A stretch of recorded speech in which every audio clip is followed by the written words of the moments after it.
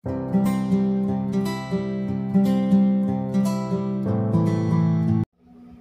Angel, Assalamualaikum warahmatullahi wabarakatuh. Waalaikumsalam warahmatullahi wabarakatuh. Seperti yang sudah diinformasikan sebelumnya, hari ini kita akan mengadakan pendidikan kesehatan. Sebelumnya saya perkenalkan diri saya dulu. Nama saya Aisyah Purnamasari, saya mahasiswa keperawatan dari Universitas Andalas. Saya ditugaskan untuk melakukan pendidikan kesehatan atau penyuluhan kepada Ibu Angel dan keluarga terkait dengan gagal jantung kongestif.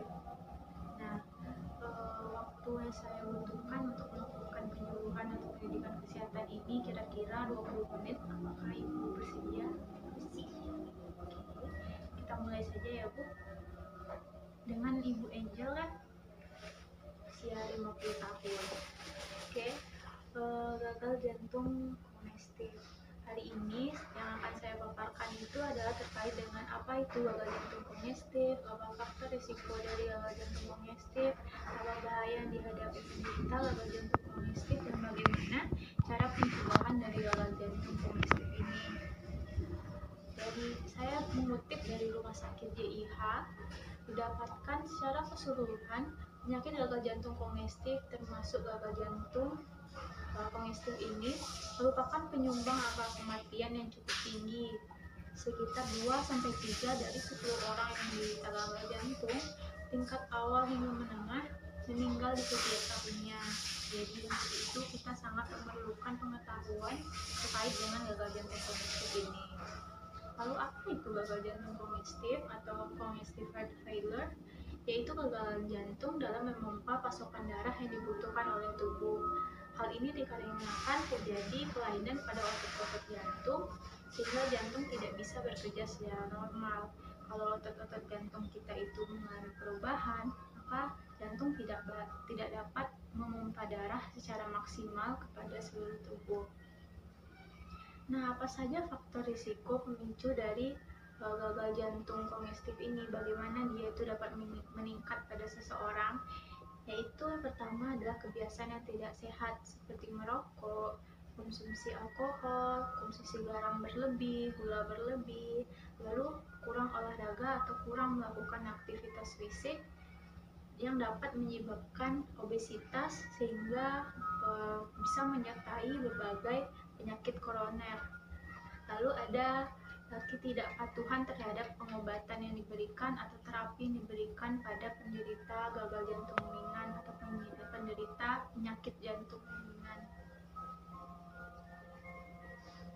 Bagaimana tahapan terjadinya gagal jantung ini? Itu dibagi menjadi 3 tahap. Ada tahap awal, tahap yang dimana penyakitnya itu sudah mulai memburuk, lalu ada tahap yang sudah memasuki tahap parah.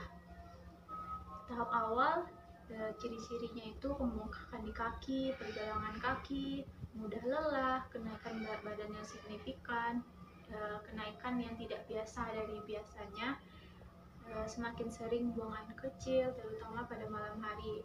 Lalu masuk ke kondisi memburuk, di mana detak jantung tidak teratur, batuk-batuk, napas berbunyi-bunyi, itu seperti berbunyi orang asma, susah untuk bernafas ketika mereka melakukan aktivitas fisik yang berat atau ringan, atau ketika sedang berbaring pun mereka mengalami kesulitan untuk bernafas. Lalu masuk kepada fase parah, di mana penyakitnya itu sudah menunjukkan ciri-ciri yang sangat buruk, yang mana rasa nyeri atau sakit yang dirasakan pada jantungnya itu sudah menyebar kepada tubuh bagian atas seperti tangan sebelah kiri, seperti itu. Kondisi ini bisa menandakan adanya serangan jantung. Kulit akan menjadi kebiruan karena kekurangan oksigen, di mana jantung yang tadi itu sudah sulit untuk menyebarkan oksigen ke seluruh tubuh. Dan tarikan napas yang pendek, cepat, dan pada keadaan buruk sudah menyebabkan pingsan. Bahaya apa saja yang dihadapi oleh penderita gagal jantung kongestif?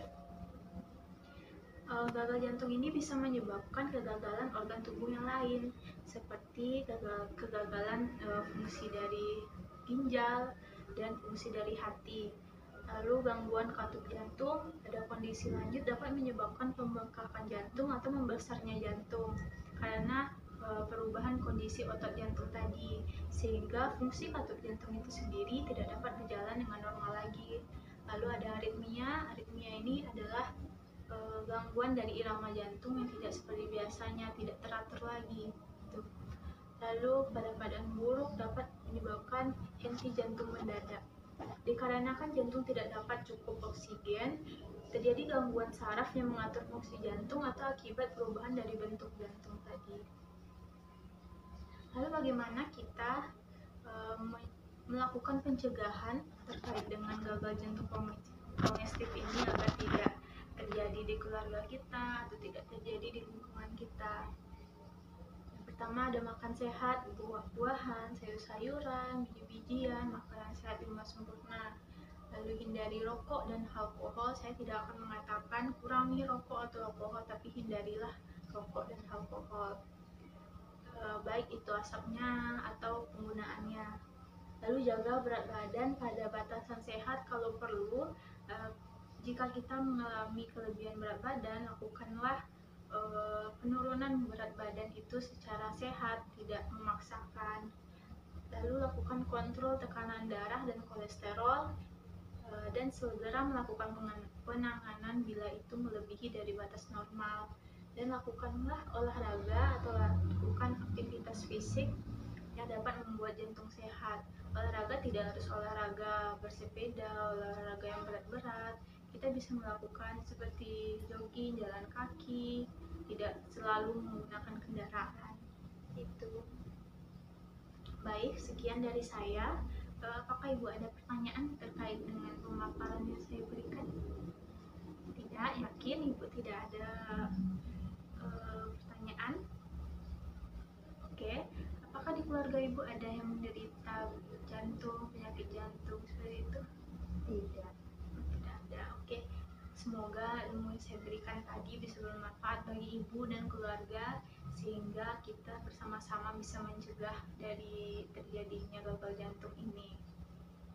Oke, jika Ibu punya pertanyaan nantinya atau ada yang Ibu tanyakan terkait keluarga Ibu bisa mengontak saya. Di sini saya sudah berikan nomor handphone dan nomor WhatsApp dengan nama saya Aisyah Purnamasari, dan saya juga memberikan poster kepada Ibu yang Ibu bisa baca nanti, atau Ibu bisa memberikan kepada anak keluarga Ibu.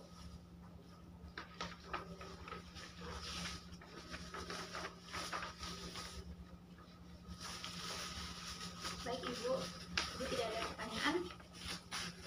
Oke, sekian dari saya. Terima kasih Ibu sudah meluangkan waktunya memberikan saya kesempatan untuk melakukan penyuluhan ini. Saya akhiri, wabillahi taufiq wal hidayah. Assalamualaikum warahmatullahi wabarakatuh.